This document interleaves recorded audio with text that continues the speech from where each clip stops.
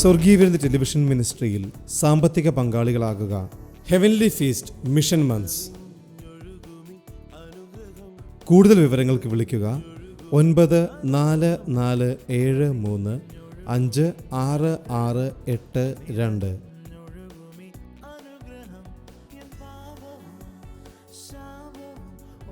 വരൂ, യേശുവിനായി സുവിശേഷത്തിനായി വിതറാം, വാരി വിതയ്ക്കാം.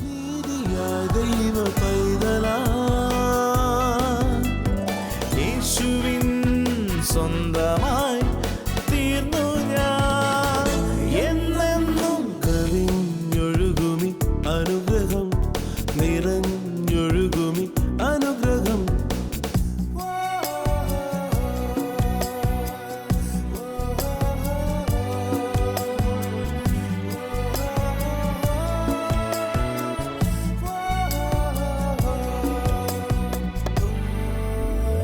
പാടുമെൻ്റെ നാഥനായി നവകീർത്തനം ഇനി എന്നുമേ, നിറയുന്നെൻ ഹൃദയമാകെ നന്ദിയാ.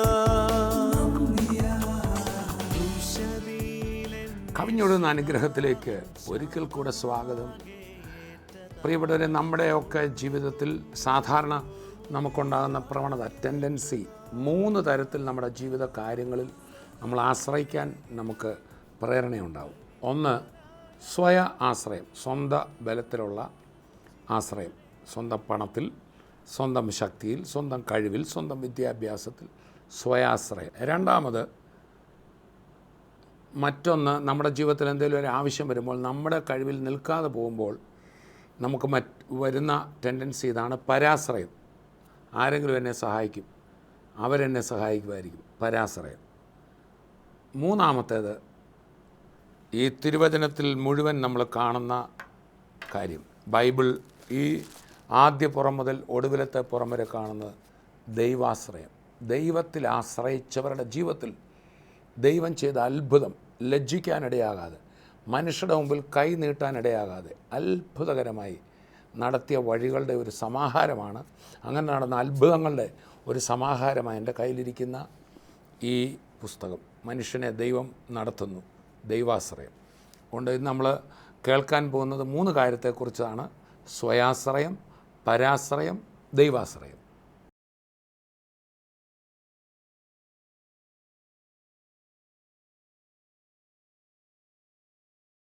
ഒരു വാക്യം വായിക്കാം. പത്രോസിൻ്റെ ലേഖനത്തിലെ ഒരു വചനമാണ്. 1 പത്രോസ് 5-ാം അധ്യായം അതിൻ്റെ 6-ാമത് വചനം വായിക്കപ്പെടുന്നത് ശ്രദ്ധിക്കുക.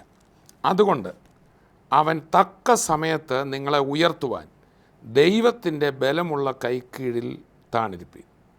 അതുകൊണ്ട് അവൻ തക്ക സമയത്ത് നിങ്ങളെ ഉയർത്തുവാൻ ദൈവത്തിൻ്റെ ബലമുള്ള കൈക്കീഴിൽ താണിരിപ്പീൻ. നമ്മൾ കേട്ടുകൊണ്ടിരിക്കുന്നത് സ്വയാശ്രയം, പരാശ്രയം, ദൈവാശ്രയം, ഈ 3 ആശ്രയങ്ങളെക്കുറിച്ച്. ഇവിടെ കർത്താവ് മനുഷ്യരെ ഉയർത്തുമെന്നാണ് പറയുന്നത്. ദൈവത്തിൽ ആശ്രയിക്കുന്ന ഒരു വ്യക്തിയെ ദൈവം ഉയർത്തും, ഒരിക്കലും താഴാൻ സമ്മതിക്കത്തില്ല, ഉയർത്തും, മാനിക്കും. എന്നാൽ ഈ ലോകത്തിൽ 3 തരം ഉയർച്ചകൾ കാണാം. ഒന്ന്, സ്വയം ഉയരുന്നവരുണ്ട്. യേശു കർത്താവ് ഒരിക്കലും ഇങ്ങനെ പറഞ്ഞു, തന്നെത്താൻ ഉയർത്തുന്നവനെല്ലാം താഴ്ത്തപ്പെടും. എങ്ങനെങ്കിലും 10 പേരുടെ മുമ്പിൽ ഒന്ന് പേര് കാണിക്കാൻ, ഞാൻ ആളാണെന്ന് കാണിക്കാൻ ഒക്കെ ശ്രമിക്കുന്നവരുണ്ട്. സ്വന്തം കഴിവിനെ ഉയർത്തി കാണിക്കാൻ ശ്രമിക്കുന്നവരുണ്ട്. അതാണ് തന്നെത്താൻ ഉയർത്തുക. നമ്മളിപ്പോൾ നമ്മുടെ കാലയിൽ ഇങ്ങനെ പൊങ്ങി വിരലേൽ കുത്തി, കാൽ വിരലുകളിൽ കുത്തി വേണേൽ കുറേ നേരം നമുക്ക് എല്ലാവരേക്കാളും പൊങ്ങി നിൽക്കാൻ ശ്രമിക്കാം. പക്ഷേ നമ്മുടെ ശക്തി കുറഞ്ഞു പോവും. ആർക്കും അങ്ങനെ നിൽക്കാനൊക്കത്തില്ല. കുറച്ച് കഴിയുമ്പം കാല് തളരും, ഇരിക്കണമെന്ന് തോന്നും. ഒരിക്കലും എനിക്ക് എൻ്റെ ബലത്തിൽ പൊങ്ങി നിൽക്കാനൊക്കത്തില്ല. ഞാൻ എത്ര നേരം നിൽക്കുന്നു, തളർന്ന് താഴെ വീഴും. രണ്ടാമത്തെ ഒന്നാണ്, മനുഷ്യൻ എന്നെ ഉയർത്തണമെന്ന് ഞാൻ ആഗ്രഹിക്കുന്നത്. മറ്റു മനുഷ്യരുടെ തോളിൽ ഉയർന്നു നിൽക്കാനുള്ള ശ്രമം. കുറേ പേര് കൂടി എൻ്റെ പേര് പറഞ്ഞോണം, അല്ലെങ്കിൽ എന്നെ ആളാക്കിക്കോണം, നിങ്ങളൊക്കെ എൻ്റെ കൂടെ വേണം എന്നൊക്കെ പറയുന്നവരുണ്ട്.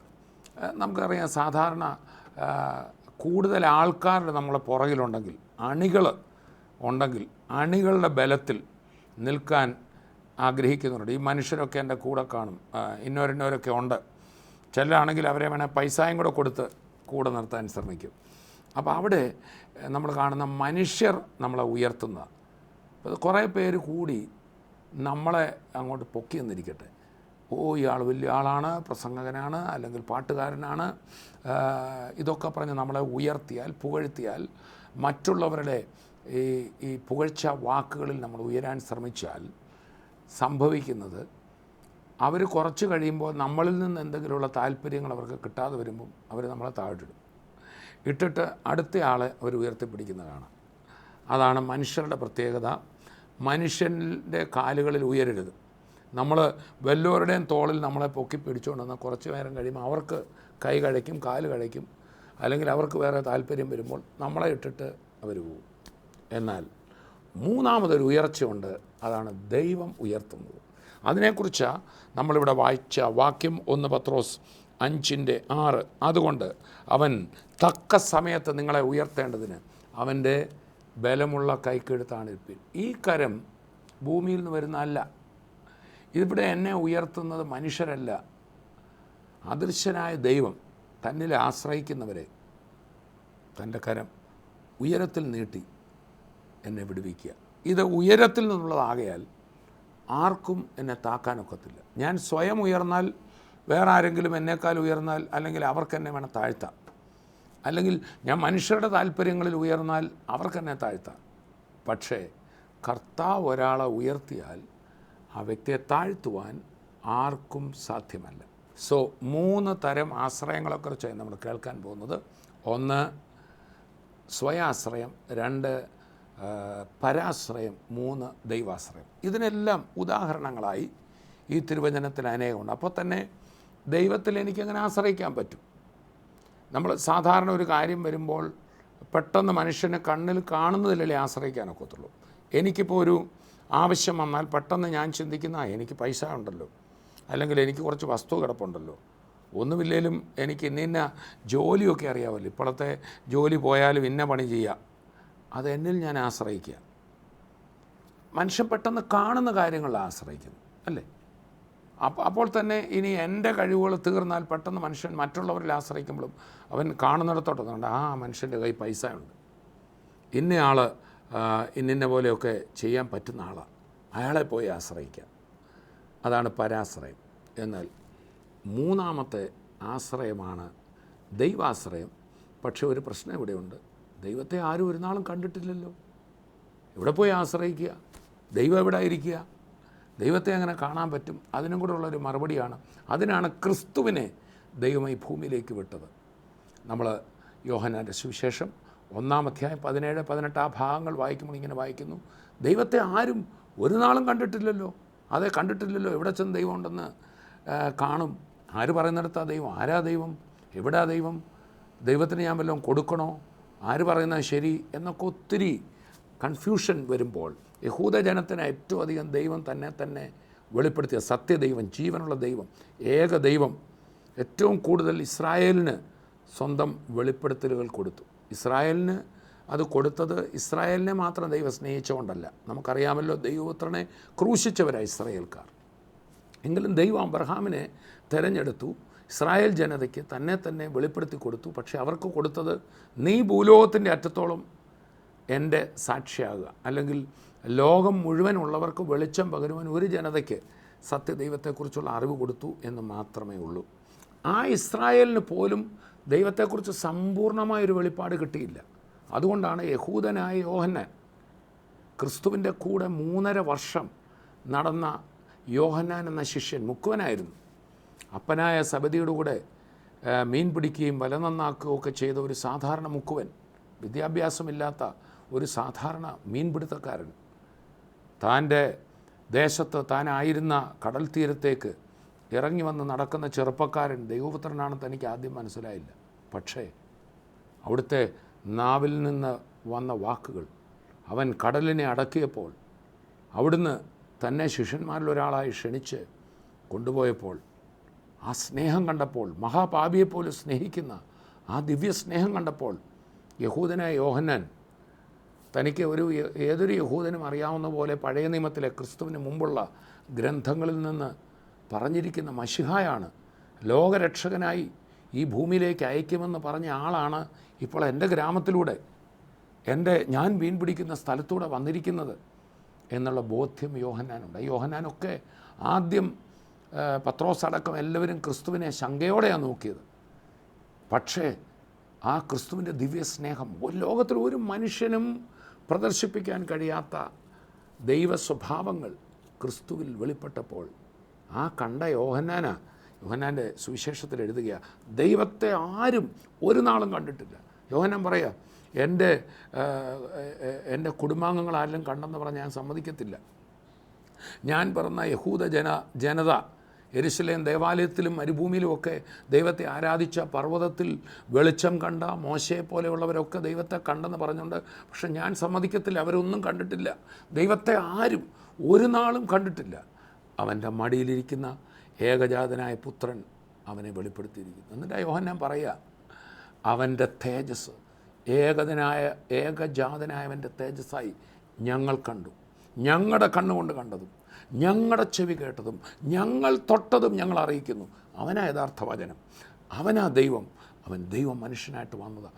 ഞങ്ങൾക്ക് സംശയമില്ല, ഇതുപോലൊരു സ്നേഹവാനെ ഞങ്ങൾ കണ്ടിട്ടില്ല. ഞങ്ങൾക്ക് വേണ്ടി ജീവൻ തന്നവൻ, മരിച്ചുയർത്തവൻ. യോഹന്നാന് സാക്ഷ്യം ഒത്തിരി പറയാനുണ്ട്. ആ യോഹന്നാനാ പറയുന്നത്, ആരെങ്കിലും എവിടെങ്കിലും അതേ മരുഭൂമിയിൽ കണ്ടെന്ന് പറഞ്ഞാൽ, അല്ലെങ്കിൽ മോശ പർവ്വതത്തിൽ കണ്ടെന്ന് പറഞ്ഞാൽ, അതൊക്കെ ഒരു ദൈവ വെളിപ്പാടിൻ്റെ ഭാഗമായിരിക്കും. യോഹന്നാൻ പറഞ്ഞു, ഞാൻ സമ്മതിച്ചു തരില്ല, ഇല്ല, അതല്ല, ഞങ്ങൾ കണ്ടതാവൻ, ഞങ്ങൾ കണ്ട ആ സ്നേഹവാൻ, ജീവൻ തന്നവൻ, ഉയർത്തെഴുന്നേറ്റവൻ, ലോകാവസാനത്തോളം കൂടെ ഇരിക്കുന്നവൻ, ഇനിയും വരാൻ പോകുന്നവൻ, അവനാ, ആ യേശുവാ പിതാവിനെ വെളിപ്പെടുത്തിയത്. ഇന്ന് നമ്മുടെ മധ്യത്തിൽ നടക്കുന്ന അത്ഭുതങ്ങളും അടയാളങ്ങളും കാണുമ്പോൾ ഒന്നോർത്തെ, 2000 വർഷം മുമ്പ് കുരുട്ട് കണ്ണുകളെ തുറന്നവൻ ഇന്നും ചെയ്യുകയാണ്. രോഗികളെ സൗഖ്യമാക്കുവാൻ എന്നും ചെയ്യുക. ഏറ്റവും അത്ഭുതമല്ലേ, ക്രിമിനലുകൾ, ഒരു പോലീസിനും കോടതിക്കും ശിക്ഷയ്ക്കും മാറ്റാൻ കഴിയാഞ്ഞ ക്രിമിനലുകൾ ക്രിസ്തുവിൻ്റെ സ്നേഹം വരുമ്പോൾ രൂപാന്തരപ്പെടുക. സ്വർഗീയ വിരുന്നിൽ കോട്ടയത്ത് തന്നെ എനിക്കറിയാവുന്ന 100 കണക്കിന് പേർ, പോലീസുകാർക്കൊക്കെ തലവേദനയായിരുന്നവർ രൂപാന്തരപ്പെട്ടു. മാത്രമല്ല, നമ്മുടെ ഓരോ സ്ഥലങ്ങളിൽ, സ്വർഗീയ വിരുന്നിൽ മാത്രമല്ല, ലോകത്തിൽ എവിടെയും നോക്കിക്കാട്ടെ, പൗലൂസ് എന്ന കൊലപാതകിയെ യേശു മാറ്റി. അതെ, നരഭോജികൾ നരസ്നേഹികളാകുന്നത് കാണുമ്പോൾ, ക്രിമിനലുകൾ രൂപാന്തരപ്പെടുന്നത് കാണുമ്പോൾ, യേശു ക്രിസ്തുവിൻ്റെ സുവിശേഷത്താൽ അത്ഭുതങ്ങൾ, അടയാളങ്ങൾ, വീര്യപ്രവർത്തികൾ, കുടുംബങ്ങൾ സമാധാനത്തിലേക്ക് വരുന്നത് കാണുമ്പോൾ നമുക്കറിയാം യേശു ജീവനോടെ ഇരിക്കുന്നു. അങ്ങനെയാണെങ്കിൽ ഈ ദൈവത്തെ വെളിപ്പെടുത്തിയത് കർത്താവായ യേശു ക്രിസ്തുവാണ്. മാനവജാതിക്ക് മുഴുവൻ ദൈവം ഇങ്ങനെ, ദൈവം കരുണയുള്ളവനാണ്. പഴയ നിയമത്തിലൊക്കെ ആണെങ്കിലും ദൈവത്തിൻ്റെ അടുക്കൽ ചെല്ലണമെങ്കിൽ യാഗ വഴിപാടുകളും ഒക്കെ ആയിട്ട് ചെല്ലണം. പക്ഷേ കർത്താവിൻ്റെ അടുക്കൽ യാഗവും കൊണ്ട് ചെല്ലേണ്ട, വഴിപാടും കൊണ്ട് ചെല്ലേണ്ട, നമ്മുടെ ബലഹീനതകളും പാപങ്ങളും നമ്മുടെ വീഴ്ചകളുമായിട്ട് അങ്ങ് ചെന്നാൽ മതി. ഒരപ്പനോട് നമ്മൾ പൈസ കൊടുത്തിട്ടല്ലല്ലോ ഒന്നും വാങ്ങുന്നത്.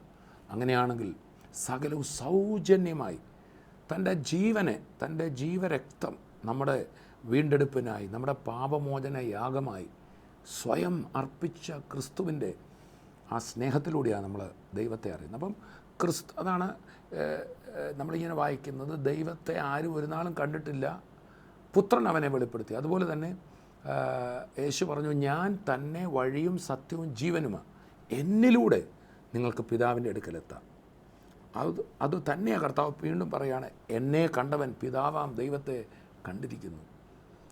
എൻ്റെ നാമത്തിൽ നിങ്ങൾ എന്തപേക്ഷിച്ചാലും പിതാവ് നൽകിത്തരും. അതുകൊണ്ടാണ് ഇബ്രായ ലേഖനത്തിൽ പറയാണ്, പുത്രൻ മുഖേന പിതാവിനോട് അടുക്കുവാൻ നമുക്കൊരു പുതിയ വഴി തുറന്നിരിക്കുന്നു. ആ വഴിയിലൂടെ കരുണയുടെ സിംഹാസനത്തിനടുത്തേക്ക്, അത് ശിക്ഷയുടെ സിംഹാസനത്തിലല്ല കർത്താവ് ഇന്നിരിക്കുന്നത്, ഒരു ന്യായാധിപനായിട്ടല്ല, നമ്മുടെ കുറ്റങ്ങൾ കണ്ടുപിടിക്കാനല്ല, നമ്മുടെ തെറ്റുകളിലും നമ്മുടെ കുറ്റങ്ങളിലും വീഴ്ചകളിലും കരുണ കാണിക്കുന്ന ഒരു സിംഹാസനത്തിൽ കർത്താവ് ഇന്നിരിക്കുകയാണ്. ആ സിംഹാസനത്തിനടുത്തേക്ക് നമുക്ക് കടന്നു ചെല്ലാൻ പറ്റും. നമ്മുടെ ചില പ്രത്യേക പദ്ധതികളൊക്കെ ഗവൺമെൻറ് ഇടുമ്പോൾ ചിലപ്പോൾ മുഖ്യമന്ത്രിയോ അല്ലെങ്കിൽ അങ്ങനെയുള്ള മന്ത്രിമാരൊക്കെ ജനസമ്പർക്കത്തിനായി അവിടെ വരുന്നത്, അവിടെ ശിക്ഷ നടത്താനല്ല, ജനങ്ങളുടെ ആവശ്യങ്ങൾ കണ്ട് കരുണ കാണിക്കാനായിട്ട്. അവിടെ ഇരുന്നുകൊണ്ട് ഒരിക്കലും ഒരു ശിക്ഷയല്ല നടത്താൻ പോകുന്നു എന്നതുപോലെ കർത്താവ് ദൈവത്തിൻ്റെ ദിവ്യ സ്വഭാവം യേശുക്രിസ്തു വെളിപ്പെടുത്തിക്കൊണ്ട് കൃപയുടെ സിംഹാസനത്തിലിരിക്കുക. ഇന്ന് ഏത് വ്യക്തിക്കും കർത്താവിൻ്റെ അടുക്കൽ വരാം. അപ്പോൾ നമ്മൾ കേട്ടുകൊണ്ടിരിക്കുന്ന കാര്യം, 1 സ്വയാശ്രയം, 2 പരാശ്രയം, 3 ദൈവാശ്രയം. ആ ദൈവത്തെ ആർക്കും കാണാത്തത് കൊണ്ട് പെട്ടെന്ന് മനുഷ്യന് കാണാവുന്നതിൽ ആശ്രയിക്കും. എൻ്റെ പണം, എൻ്റെ കഴിവ്, എൻ്റെ വിദ്യാഭ്യാസം, അത് തീരുമ്പോൾ ഇന്നയാളുടെ കഴിവ് ഇവരെ നോക്കും. അതിലെ മനുഷ്യനെ ആശ്രയിക്കത്തുള്ളൂ. പക്ഷെ ദൈവത്തെ കാണാൻ മേല. പക്ഷെ ദൈവത്തെ നമുക്ക് വെളിപ്പെടുത്തിയിരിക്കുകയാണ് കർത്താവായ യേശുക്രിസ്തു. അതിനുവേണ്ടി ഇന്ന് ഈ വചനം നമ്മുടെ അടുക്കൽ വരുന്നത്. സ്വന്തം ബലത്തിൽ ആശ്രയിച്ച് തളർന്നവർ, മനുഷ്യരുടെ അടുക്കൽ ചെന്ന് കൈ നീട്ടിയപ്പോൾ നിങ്ങൾക്ക് നാണമില്ലേ, പോകാൻ മേലെ എന്ന് ചോദിച്ച നിന്നാ വാക്ക് കേട്ടവർ, അവർക്ക് വേണ്ടി ഒരു കരം നീണ്ടുവരുന്നു. അതാണ് യേശുക്രിസ്തുവിൻ്റെ കരം. നമ്മൾ ഈ ബൈബിളിൽ ഈ ആദ്യം സ്വയത്തിൽ ആശ്രയിക്കുകയും തുടർന്ന് മനുഷ്യനിൽ ആശ്രയിക്കുകയും തുടർന്ന് ഈ ആശ്രയമെല്ലാം വിട്ട് പിതാവിൽ ആശ്രയിക്കുകയും ചെയ്ത ഒരു മകൻ്റെ കഥ വായിക്കുന്നുണ്ട്. മുടിയനായ പുത്രൻ്റെ കഥയെന്ന് എല്ലാവരും പറയുന്നത് ലൂക്കോസിൻ്റെ സുവിശേഷം 15-ാം അധ്യായത്തിൽ നമ്മളിങ്ങനെ വായിക്കുന്നു. ആ മകന് പിതാവിൻ്റെ അടുക്കൽ ചെന്നിട്ട് പറഞ്ഞു, എനിക്ക് വസ്തുവകയിൽ വരേണ്ടെന്ന് എൻ്റെ അവകാശം ഇനി തരാൻ പറഞ്ഞു. അങ്ങനെ പിതാവ് ചേട്ടനും അനിയനും വേണ്ടി തൻ്റെ മുതൽ മുഴുവൻ പകുത്ത് അനിയൻ്റെ മുഴുവൻ കൊടുത്തു. അനിയൻ അപ്പോൾ തന്നെ ഈ വസ്തുവക മുഴുവൻ വിറ്റു, ഒത്തിരി പണം സമ്പാദിച്ചു. ഇപ്പോൾ അദ്ദേഹം പറഞ്ഞു, എനിക്കിഷ്ടം പോലെ പൈസയുണ്ട്, എനിക്കൊരു പ്രശ്നവുമില്ല. അതാണല്ലോ അവൻ ആ വസ്തുവെല്ലാം വിറ്റ് പണവുമായി ദൂരദേശത്ത് പോയി. ഇനി എനിക്ക് ആരും വേണ്ട, അപ്പനും വേണ്ട, ആരും വേണ്ട, എനിക്കറിയാം പൈസ ഉണ്ട് എന്താ നടക്കാത്ത. എന്നെ കേൾക്കുന്ന എല്ലാവരോടും ഞാൻ പറയട്ടെ, ചെറുപ്പക്കാരടക്കമുള്ളവരോട് പറയട്ടെ, അതൊന്നും നിലനിൽക്കണമെന്നില്ല. അവൻ ദൂരദേശത്ത് പോയി വസ്തുവകയെല്ലാം നാനാവിധമാക്കി എന്ന് നമ്മൾ വായിക്കും. അവൻ്റെ ചേട്ടൻ വന്ന് പറയുമ്പോൾ വേശ്യമാരോടുകൂടെ അവൻ്റെ മുതൽ കളഞ്ഞെന്ന് ഒരുപക്ഷെ ഇവിടെ വാർത്ത വന്നിട്ടായിരിക്കും. എന്തുവാകട്ടെ, കുറേ പൈസ കയ്യിലുണ്ടെങ്കിൽ തീരാൻ എന്ത് സമയമാണ് വേണ്ടിയത്. ഈ മുടിയനായ പുത്രൻ എല്ലാം തീർന്നു കഴിഞ്ഞപ്പോൾ തൻ്റെ പണം തീർന്നു, തൻ്റെ കൂട്ടുകാരെല്ലാം 4 വഴിക്ക് പോയി. പൈസ ഉള്ളപ്പം ഉയർത്താൻ ഒത്തിരി പേര് കാണുമല്ലോ, എല്ലാവരും 4 വഴിക്ക് പോയി. നമ്മളിങ്ങനെ വായിക്കുന്നു. ഒടുവിൽ താൻ വിശന്നും മരിക്കാറായപ്പോൾ താൻ ജോലി തേടി പോവുക. അങ്ങനെ ആ നാട്ടിൽ ഒരു മനുഷ്യനെ പോയി കണ്ടിട്ട്, ഇതൊരു യഹൂദൻ്റെ കഥയാണല്ലോ പറയുന്നത്. യഹൂദന്മാർ ഒരിക്കലും അവർ ചെയ്യാത്ത പന്നി മേയ്ക്കുകയോ പന്നി വളർത്തുകയോ പന്നിമാംസം തിന്നുകയോ അവർ ചെയ്യില്ല. എന്നാൽ ആ വിജാതിയരുടെ ദേശത്ത്, ദൂരദേശത്ത് താൻ പോയല്ലോ, തൻ്റെ അപ്പൻ്റെ ഭവനത്തിൽ നിന്ന് പോയി അവിടെ പന്നികളെ മേയ്ക്കുന്ന ഒരു സ്ഥലത്ത് ഒരു യജമാനെ പോയി കണ്ട്, എനിക്ക് എന്തെങ്കിലും പണി വേണം, തിന്നാനൊന്നുമില്ലെന്ന് പറഞ്ഞപ്പോൾ അവനെ പന്നി മേയ്ക്കാനായിട്ട് വിടുകയാണ്. ഇയാളോ ഇയാളുടെ പാരമ്പര്യത്തിൽ ആരോ ചെയ്തിട്ടില്ലാത്ത ജോലികൾ ചെയ്യുകയാണ്. നമ്മൾ വായിക്കുന്ന ഒടുവിൽ അവിടെ പന്നി തിന്നുന്ന വാളവരെ പോലും അവന് കിട്ടിയില്ല. എന്ന് പറഞ്ഞാൽ അവന് കൂലി കൊടുത്തില്ല, നീ ഇവിടെ പോയി പണിതോളാൻ പറഞ്ഞു. ഭക്ഷണം പോലും കൊടുത്തില്ല. മനുഷ്യരിൽ ആശ്രയിച്ചു. ദേശത്തെ ഒരു മുഖ്യനെ പോയി കണ്ടു. ഒരു ദേശത്തെ ഉന്നതനും നമ്മളെ ചിലപ്പോൾ സമയത്ത് സഹായിച്ചില്ലെന്നിരിക്കത്തില്ല. സഹായിക്കാൻ പോയ ആൾ മുതലെടുക്കുക. നമ്മളെ ഒരു നേരത്തെ കഞ്ഞിക്കാവുക, പക്ഷേ നമ്മളെ മുതലെടുക്കുക. ഈ വ്യക്തിയെ മുതലെടുത്തു. പന്നിക്ക് വാളവരെ ഇട്ട് കൊടുക്കും, അതിലൊരെണ്ണം തിന്നാൻ പോലും സമ്മതിക്കാത്ത സ്ഥിതി വന്നപ്പോൾ നമ്മൾ വായിക്കുന്ന ഈ മനുഷ്യൻ അപ്പൻ്റെ വീടിനെക്കുറിച്ച് ഓർത്തു. വാസ്തവത്തിൽ കർത്താവായ യേശുക്രിസ്തു ഇത് ദൈവത്തിൻ്റെ അടുക്കൽ പാപികൾ വരുന്നതിനെക്കുറിച്ച്, അഥവാ യേശുക്രിസ്തുവിൻ്റെ അടുക്കൽ പാപികളും ദോഷികളും ഒക്കെ ആൾക്കാർ വന്നപ്പോൾ അന്നത്തെ പരീശന്മാർ വിമർശിച്ചു. ലൂക്കോസിൻ്റെ സുവിശേഷം 15-ൻ്റെ ആദ്യം വായിക്കുമ്പോൾ കണ്ടോ, ഇവൻ ചുങ്കക്കാരോട് തിന്നുന്നു, പാപികളോട് തിന്നുന്നല്ലോ എന്ന് പറഞ്ഞപ്പോൾ ആ വിമർശിച്ചവരോട് പറഞ്ഞ കഥയാണ്. ഒരപ്പന് 2 മക്കളുണ്ട്, പക്ഷേ ഒരുവൻ നഷ്ടപ്പെട്ട് തകർന്ന് ഇങ്ങനെ പന്നിക്കുഴിയിൽ പോയാൽ അവൻ മടങ്ങി വന്നാൽ ആ അപ്പൻ സ്വീകരിക്കില്ലയോ, അത് തന്നെയാണ് ഞാനീ ചെയ്യുന്നത് എന്നാ കർത്താവ് പറഞ്ഞു. ചുരുക്കി പറഞ്ഞാൽ യേശുക്രിസ്തുവിൻ്റെ അടുക്കിലേക്ക് അന്ന് തകർന്നവരും വീണവരും വന്നതുപോലെ പിതാവാം ദൈവം തന്നെയാണ് പുത്രനായി ഇവിടെ ഇറങ്ങി വന്നത്. യേശു പറഞ്ഞു, പിതാവും ഞാനും ഒന്നാകുന്നു. നമ്മളെ സ്നേഹിക്കുന്ന പിതാവ് ദൈവം. ഇനി ദൈവത്തെ ആശ്രയിച്ച് നമ്മളെങ്ങോട്ടും പോകേണ്ട, ഇതാ അവൻ നമ്മുടെ അടുക്കൽ വന്നിരിക്കും. അതിൻ്റെ ഭാഗമായിട്ടാണ് ഈ സന്ദേശം നിങ്ങളുടെ വീടുകളിൽ എത്തിയിരിക്കുന്നത്. ടെലിവിഷൻ പ്രോഗ്രാമിലൂടെ ആയിരിക്കാം, വെബ്സൈറ്റിലൂടെ ആകാം, വെബ് TV യിലൂടെ ആകാം, നിങ്ങളുടെ സ്മാർട്ട് ഫോണിലോ ആയിരിക്കാം ഇത് കേൾക്കുന്നത്. ദൈവം തന്നിൽ ആശ്രയിക്കാൻ മകനെ മകളെ എന്ന് വിളിച്ചുകൊണ്ട് നമ്മുടെ അടുക്കൽ വന്നിരിക്കുകയാണ്. കർത്താവിൻ്റെ ദാസൻ തങ്കുബ്രദർ എന്നോട് തൻ്റെ അനുഭവം പറഞ്ഞിട്ടുണ്ട്. ആദ്യമൊക്കെ ദൈവമുണ്ട്, ദൈവത്തെ വിശ്വസിച്ചിരുന്നു, പ്രാർത്ഥിക്കുമായിരുന്നു. പക്ഷേ യൗവന പ്രായത്തിലെത്തിയപ്പോൾ ഒരു ഘട്ടം വന്നപ്പോൾ ഈ ആത്മീയത തന്നെ ഒരു കബളിപ്പിക്കലാണ്. മതവും ദൈവവിശ്വാസവും എല്ലാം മനുഷ്യനെ പിടുങ്ങാനുള്ളൊരു പരിപാടിയാണ് എന്നൊരു ചിന്തയിലേക്ക് താൻ വന്നു. ആ സമയത്ത് ബിസിനസ് ഉണ്ടായി. കോട്ടയത്ത് മാത്രമല്ല, പല സ്ഥലങ്ങളിൽ രാജ്യത്ത് പലയിടത്തും ബിസിനസ്സുകളൊരു ബിസിനസ് സാമ്രാജ്യം കെട്ടിപ്പടുക്കാനായിട്ട് ബ്രദർ ഇങ്ങനെ ആ ചെറുപ്രായത്തിൽ കയറി വരുമ്പോൾ പൈസ കയ്യിലായപ്പോൾ തനിക്ക് ഒടുവിൽ താനൊരു കൺക്ലൂഷനിലെത്തി. ഈ മതവിശ്വാസവും ദൈവവും എന്നൊക്കെ പറഞ്ഞ ചുമ്മാതാ. ഈ ജോലി ചെയ്യാൻ ഇഷ്ടമില്ലാത്തവർ പ്രാർത്ഥനയെന്ന് പറഞ്ഞ് നടന്നാൽ മതിയല്ലോ, മനുഷ്യനെ കളിപ്പിക്കുന്ന മാർഗമായത് എന്ന് പറയുന്ന തൻ്റെ ഓഫീസിലൊക്കെ സുവിശേഷമായി ചെല്ലുന്നവരെ ഇങ്ങനെ പറഞ്ഞ് വാദിക്കുന്ന ഒരു സ്ഥിതിയിലേക്ക് മാറിയ ഒരു ഘട്ടത്തിൽ അദ്ദേഹം എന്നോട് എപ്പോഴും പറയാറുണ്ട്, സാക്ഷ്യത്തിനും പറയാറുണ്ട്. ഒടുവിൽ ഒരു വാഹനമെടുത്ത് താൻ ആദ്യമായിട്ടൊരു പുതിയ വാഹനം വാങ്ങി പൂനായിൽ നിന്നും തങ്കുബ്രദർ നാട്ടിലേക്ക് കൂടെ ആരൊക്കെ ഉണ്ട് ഡ്രൈവ് ചെയ്ത് വരുമ്പോൾ ഒരു ലോറിയുമായി നേർക്കുനേർ വഴിയിൽ വെച്ച് ഇടിച്ച ആ വാഹനം, പൊത്തുവാഹനം മുഴുവൻ തകർന്ന് അതിൽ ഉള്ളവരെല്ലാം ദാരുണമായി പരിക്കേറ്റ് തങ്കുബ്രദറിൻ്റെ വാരിയല്ലുകൾ ഒടിഞ്ഞ്, മുട്ടൊടിഞ്ഞ്, വെർട്ടിബ്രയ്ക്ക് ഒടിവ് വന്ന് ശരീരം തളർന്ന ഹോസ്പിറ്റലിൽ കിടക്കുമ്പോൾ അപ്പോൾ മനസ്സിലായില്ല. ഡോക്ടർ വന്ന്, മാത്യു, നിങ്ങൾക്കിനി ജീവിതത്തിൽ ഒരു സാധാരണ വ്യക്തിയായി ജീവിക്കാൻ ഒക്കില്ല, മെഡിക്കൽ സയൻസിന് സഹായിക്കാൻ ഒക്കത്തില്ല. ഉടനെ അദ്ദേഹം പറഞ്ഞു, എൻ്റെ ജ്യേഷ്ഠനുണ്ട്, എനിക്ക് എത്ര പണം വേണമെങ്കിലും മുടക്കാമെന്ന് പറഞ്ഞപ്പോൾ ഡോക്ടർ പറഞ്ഞു നടക്കത്തില്ല എന്ന് കൈ മലർത്തിയപ്പോൾ ഇപ്പോഴും തങ്കുബ്രദറുണ്ട്. ഈ തൻ്റെ ഇടവും പണവും എന്നൊക്കെ പറയുന്നത് ഒരു നിമിഷം കൊണ്ട് ചോർന്നു പോകുന്നു ഞാൻ അനുഭവിച്ചു. എൻ്റെ വ്യക്തിപരമായും ഞങ്ങളുടെ കുടുംബത്തിലും ഞാനത് അനുഭവിച്ചത്. നിനക്കേൾക്കുന്ന ഏതൊരു വ്യക്തിയോട് ഞാൻ പറയട്ടെ, നമുക്കൊന്നും അഹങ്കരിക്കാനില്ല. നമ്മളുടെ കഴിവുകൾ അസ്ഥാനത്താവും. നമ്മുടെ സ്വയാശ്രയം നമ്മളെ അപകടത്തിലെത്തിക്കും. പരാശ്രയം, ഇന്നയാളിനെ സഹായിക്കുമായിരിക്കും, ഇന്നയാൾ ഇല്ലെന്നേ, അവരൊക്കെ ഒരു ദിവസം തള്ളിപ്പറയും. പക്ഷേ തള്ളിപ്പറയാത്തൊരുവനുണ്ട്, നമ്മുടെ നല്ല ദൈവം. ഈശ്വരനെന്നോ ദൈവമെന്നോ പരമേശ്വരനെന്നോ എന്താ വിളിക്കുന്നത്, ആ ദൈവം, ഏക ദൈവം, നമ്മുടെ സൃഷ്ടിതാവായ ദൈവം, അവിടെ നമ്മളെ കൈവിടത്തില്ല. ആ ദൈവം സ്വയം നമുക്ക് ആശ്രയിക്കാൻ നമുക്കൊന്ന് മനസ്സിലാക്കി തരണ്ടേ? അതിനാണ് മനുഷ്യനായിട്ട് ഇവിടെ ഇറങ്ങി വന്നത്. യേശു കർത്താവ് ഈ ഭൂമിയിൽ വരുമ്പോൾ, അവനെ ഈ ഭൂമിയിലേക്ക് അയക്കുമ്പോൾ ദൈവം പ്രവാചകന്മാരിലൂടെ പറഞ്ഞൊരു പ്രത്യേക വിഭാഗത്തിന് വേണ്ടി അയക്കുന്നതെന്നല്ല, ഇതാ സകല ജനത്തിനും ഉണ്ടാകുവാനുള്ള മഹാസന്തോഷം. യേശു ക്രിസ്തുവിനെക്കുറിച്ച് പറഞ്ഞത് ലോകരക്ഷകനായി അവനെ അയച്ചിരിക്കുന്ന യോഹന്നാൻ പറഞ്ഞു.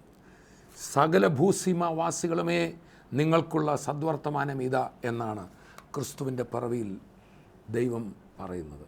ഇന്നെന്നെ കേൾക്കുന്ന ഓരോരുത്തർക്കും അത് നമുക്ക് ദൈവത്തിൽ ആശ്രയിക്കാൻ പറ്റും. നമ്മൾ വായിച്ച വാക്യതാണ്. അതുകൊണ്ട് അവൻ തക്ക സമയത്ത് നിങ്ങളെ ഉയർത്തേണ്ടതിന് ദൈവത്തിൻ്റെ ബലമുള്ള കൈക്കീഴ്ത്താണിരിപ്പിൻ. ആ ദൈവത്തിൻ്റെ കരം യേശുവാണ്. അപ്പോൾ തന്നെ ആ ഭാഗം പത്രോസിൻ്റെ ലേഖനം വായിച്ചാൽ നിങ്ങൾ മൂപ്പന്മാർക്ക് കീഴടങ്ങുവീൻ. കർത്താവ് തൻ്റെ ശിഷ്യന്മാരെ അയച്ചുകൊണ്ട് പറഞ്ഞു, നിങ്ങൾ പോയി സുവിശേഷം പറയണം, നിങ്ങളുടെ വാക്ക് കൈക്കൊള്ളുന്നവൻ എന്നെ കൈക്കൊള്ളുന്നു. നേരിട്ട് ദൈവത്തെ പിടിക്കാൻ പറ്റുമെങ്കിൽ അങ്ങനല്ല. പക്ഷേ ദൈവം പദ്ധതിയിട്ട് തൻ്റെ സന്ദേശവുമായി കർത്താവ് നമ്മുടെ അടുക്കൽ തൻ്റെ ദാസന്മാരെ അയക്കുക. ഇന്ന് ഈ ശുശ്രൂഷ കേൾക്കുമ്പോൾ നിങ്ങളുടെ ഭവനത്തിലേക്ക്, നിങ്ങളുടെ സമീപത്തേക്ക്, പ്രതിസന്ധിയിലേക്ക്, എല്ലാവരും കൈവിട്ട സ്ഥാനത്തേക്ക് യേശുവാണ് വന്നിരിക്കുന്നത്. മകനെ, ഞാൻ നിന്നെ സഹായിക്കാം, ഏത് പ്രതിസന്ധിയിലും ഞാൻ അത്ഭുത വഴിയൊരുക്കാം. നമ്മളെ സഹായിക്കുമെന്ന് പറഞ്ഞവർ തിരിഞ്ഞ് ഉപദ്രവിക്കുകയാണോ? കരങ്ങളിൽ വഹിക്കുന്നവൻ നമ്മുടെ സമീപമുണ്ട്. ഇതെല്ലാം സംഭവിക്കുന്ന ഒരു അത്ഭുത നാമത്തിലാണ്, യേശുവിൻ്റെ നാമത്തിൽ. യേശു കർത്താവ് പറഞ്ഞ, എൻ്റെ നാമത്തിൽ നിങ്ങൾ ദുരാത്മാക്കളെ വെളിയിലാക്കും, പിശാചുക്കളോട് പോകാൻ പറയാൻ പറ്റും. എൻ്റെ നാമത്തിൽ രോഗികളുടെ മേൽ കൈവച്ചാൽ അവർക്ക് സൗഖ്യം വരും. യേശു ക്രിസ്തുവിൻ്റെ നാമത്തിൽ എല്ലാ ബന്ധനങ്ങളും എല്ലാ പ്രശ്നങ്ങളും മുട്ടുമടക്കും. എൻ്റെ അനുഭവ സാക്ഷ്യത്തിൽ പറയട്ടെ, കർത്താവിൻ്റെ മുമ്പിൽ കൈ നീട്ടിയാൽ വേറെ ആരുടെയും മുമ്പിൽ കൈ നീട്ടാൻ അനുവദിക്കില്ല. കർത്താവിൻ്റെ മുമ്പിൽ മുഴങ്കാൽ മടക്കിയാൽ മറ്റാരുടെയും മുമ്പിൽ തലകുനിയാൻ കർത്താവ് അനുവദിക്കത്തില്ല. യേശുവിൻ്റെ സ്നേഹം നമ്മളെ വിളിക്കുക. കർത്താവേ, എൻ്റെ ജീവിതം ഞാൻ അങ്ങയുടെ കയ്യിൽ തരികയാണ്, ഞാൻ അങ്ങയിൽ ആശ്രയിക്കുന്നു, അങ്ങയുടെ ആത്മാവിനെ എനിക്ക് തരണമേ. യേശുവേ, അങ്ങ് എൻ്റെ പാപപരിഹാരത്തിനായിട്ട് മരിച്ച് അടക്കപ്പെട്ട് ഉയർത്തുമെന്ന് ഞാൻ വിശ്വസിക്കുന്നു. എൻ്റെ ജീവിതത്തിലേക്ക് വരണമേ. Come into my life my Jesus and make me your possession. എന്നെ അങ്ങയുടേതാക്കി മാറ്റണമേ. എൻ്റെ എല്ലാ കാര്യത്തിലും ഞാൻ അങ്ങയിൽ ആശ്രയിക്കുന്നു. അങ്ങനെ നമുക്കൊന്ന് പ്രാർത്ഥിക്കാം. ഇപ്പോൾ നമുക്കൊന്നിച്ച് പ്രാർത്ഥിക്കാം. പിതാവേ, ഞങ്ങൾ അങ്ങയെ സ്തുതിക്കുന്നു. അവിടുത്തെ പുത്രനിലൂടെയാണല്ലോ ഞങ്ങൾ അങ്ങയെ കാണുന്നത്. ദൈവത്തിൽ ആശ്രയിച്ച് ആരും ലജ്ജിച്ചു പോയിട്ടില്ല എന്ന് അങ്ങയുടെ വചനമുണ്ടല്ലോ. ഇന്ന് ഈ കേട്ടുകൊണ്ടിരിക്കുന്ന മുഴുവൻ പേരെയും കർത്താവിൻ്റെ തൃക്കരങ്ങൾ തരുന്നു. സ്വയ ആശ്രയത്തിൽ, സ്വന്തം ബലത്തിൽ, സ്വന്തം കഴിവിൽ, പണത്തിൽ ഒക്കെ നോക്കി പരാജയപ്പെട്ടവരെന്നെ കേൾക്കുന്നു. മറ്റുള്ളവരുടെ മുമ്പിൽ കൈനീട്ടി നിന്നാ വാക്കുകൾ കേട്ട് ഭാരത്തിലിരിക്കുന്നവരെന്നെ കേൾക്കുന്നു. ഡോക്ടർമാർ ചില റിപ്പോർട്ടുകൾ പറഞ്ഞ് ഞങ്ങൾക്കും സാധ്യമല്ല എന്ന് പറഞ്ഞവരെന്നെ കേൾക്കുന്ന കർത്താവേ, നിൻ്റെ കരങ്ങളിലേക്ക് സമർപ്പിക്കുമ്പോൾ യേശുവേ, ഞങ്ങൾ അങ്ങയിൽ ആശ്രയിക്കുന്നു. അങ്ങയുടെ കരം ഈ മക്കളെ തൊടണമേ. ഭാരങ്ങൾ മാറട്ടെ. സാമ്പത്തികമായ വിഷയങ്ങൾക്ക് വിടുതലാകട്ടെ. രോഗസൗഖ്യം ഈ നിമിഷം സംഭവിക്കട്ടെ. അസാധ്യം, മെഡിക്കൽ സയൻസിന് അസാധ്യം എന്ന് പറഞ്ഞെടുത്ത് കർത്താവെ, തിരുവചനത്തിൽ അങ്ങ് അനേകരെ സൗഖ്യമാക്കിയതായിട്ട് ഞങ്ങൾ വായിക്കുന്നു. മരിച്ചവരെ ഉയർപ്പിച്ചതായിട്ട് ഞങ്ങൾ വായിക്കുന്നു. മരിച്ച അവയവങ്ങൾ ജീവിക്കട്ടെ. മരിച്ചവർ ജീവനിലേക്ക് വരട്ടെ. അസ്വസ്ഥതകൾ മാറട്ടെ. കർത്താവെ യേശുവെ, ഞങ്ങൾ അങ്ങയിൽ ആശ്രയിക്കുന്നു. ദൈവമേ, ഞങ്ങളുടെ തൃക്കരങ്ങളിൽ തരികയാണ്. ഞങ്ങളെ വിടുവിക്കുന്നതിനായി നന്ദി. ഈ പ്രാർത്ഥിച്ചുകൊണ്ടിരിക്കുന്ന ഓരോരുത്തരുടെയും മേൽ അഭിഷേകവും ശക്തിയും വിടുതലും അവരുടെ കുടുംബത്തിലും അവരുടെ തലമുറയിലും അവർ ചെയ്യുന്ന എല്ലാ കാര്യങ്ങളും ഉണ്ടാകട്ടെ. കർത്താവ് അങ്ങനെ ചെയ്തതിനായി സ്തോത്രം. യേശുവിൻ നാമത്തിൽ തന്നെ ആമേൻ. സ്വയാശ്രയമല്ല, പരാശ്രയമല്ല, ദൈവത്തിൽ നമുക്ക് ആശ്രയിക്കാം. അവൻ്റെ പുത്രനിലൂടെ കർത്താവിൻ്റെ അടുക്കൽ വരാൻ കർത്താവ് നമ്മെ അനുഗ്രഹിക്കട്ടെ. അടുത്ത എപ്പിസോഡിൽ നമുക്ക് വീണ്ടും കാണാം. അതുവരെയും കർത്താവിൻ്റെ കൃപയിൽ നമ്മെ സൂക്ഷിക്കും. I bless you in Jesus name. സ്വർഗീയ വിരുന്ന് ടെലിവിഷൻ മിനിസ്ട്രിയിൽ സാമ്പത്തിക പങ്കാളികളാകുക. Heavenly feast mission months. കൂടുതൽ വിവരങ്ങൾക്ക് വിളിക്കുക 9447356682.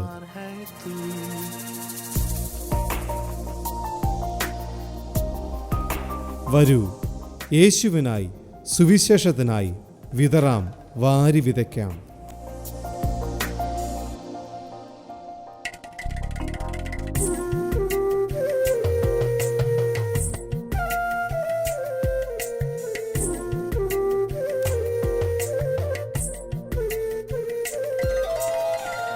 क्रूस से देखो आते हैं बहते हुए खून की धार। क्रूस से देखो आती है बहते हुए खून की धार। ओ मसीह, तूने हमको सिखाए प्रेम की परिभाषा को। ओ मसीह, तूने हमको सिखाए प्रेम की परिभाषा को।